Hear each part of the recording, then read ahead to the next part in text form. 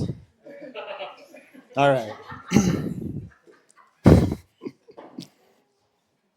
Kind of forgot what I was gonna lead off with, but to start this off, I actually asked Casey's permission to tell this story. Um, yeah, I'm a courteous guy. She said yes. There's nothing scandalous in it, but Jill, I regret to inform you that it does involve underage drinking. I'm sorry. So when Casey and I met, she later told me that she didn't like me. And I think that Allie and I can both agree that Casey's a terrible judge of character. And that reflects poorly on her.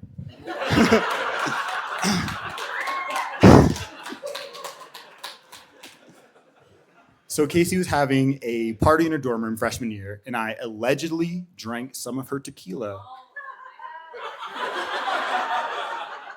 Allegedly drank some of her tequila without asking.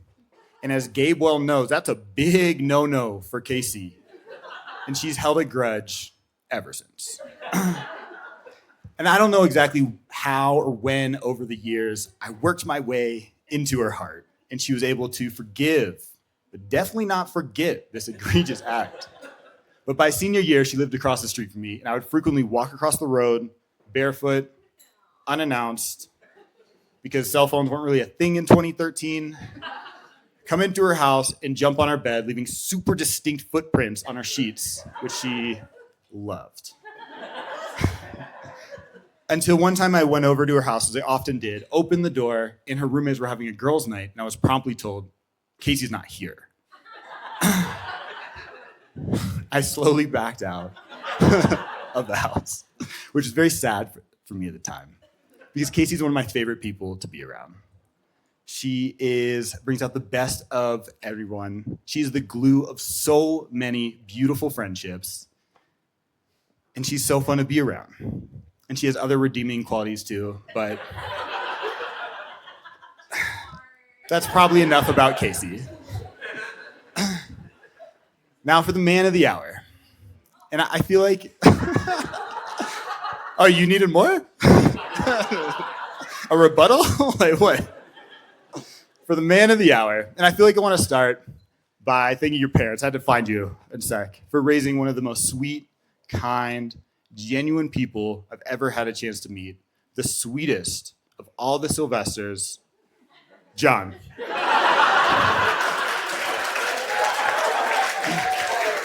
Stand up real quick, John.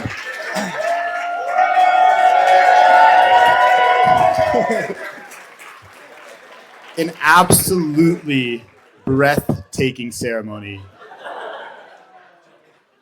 Tears immediately. I loved every second of it. Now, I think I'm one of the people speaking up here today is because shortly before the wedding, I tried to slip James $20 to get a primetime slot to speak. Now, James spoke at my wedding, and he told this story about how one of the last days at CC, we were all leaving, cars were packed up, we were all ready to go cut our way into the world. And so I hugged all my friends dearly. I cried as I told them that I loved them. And even now, anytime I get off the phone with any of our friends, I always end the call with, I love you. Except for James. He is not a big I love you guy. So hopefully, Case, you get a lot more I love yous than I do. I got one more story about James, and I'd love to tell you about the time that I saved James's life. It's a big story. We were all in Moab together on a trip in college when James and I sort of broke from the group we were with to go get a little more intimate look at some rocks. We were jumping off of rocks, climbing on rocks, just kind of looking at them closely. When we saw our friends across the Colorado River. Now, most of the Colorado in Moab is very shallow, but this particular section was too deep to stand. But we wanted to head back, so we swam back across to everybody. And I was just getting out, climbing up the opposing bank, when I heard a very frantic, Nate, Nate, Nate! And I looked up to see our good friend Matt, who sadly couldn't be here today, but I know he sends his love, frantically pointing back into the river, where I saw James's nose and mouth just barely above the water. And I crisply swam back out to him, wrapped one arm around his chest, and pulled him to safety. That would have been a really good time to tell me that you love me.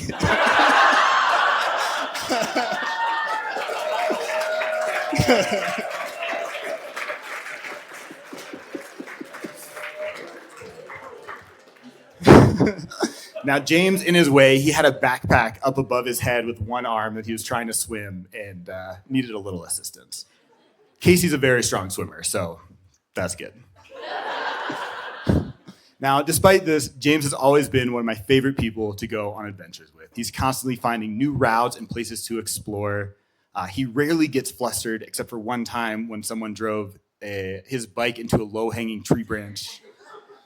And any time he tries anything, as it's been mentioned so many times before, he gives it everything he's got. And anytime I see that, I can't help but try a little bit harder too. Now, so both Casey and James are extremely easygoing. They're ready to go on any adventure. They're planning to bike back to Lakewood, which is over like 200 miles and multiple passes. I had to look it up just for this speech. It's a little further than I thought.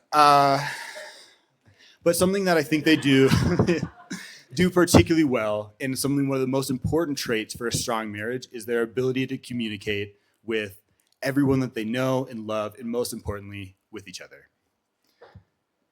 And when Casey and James officially got together, my wife, Rachel, asked me how I felt about two of my best friends starting to date. And I told her that selfishly, I get to see two of my best friends every time we get together. And I'm so happy for you both. I wish the world for you. I love you, Casey. I love you, James. I wish you all the best. Mazel tov.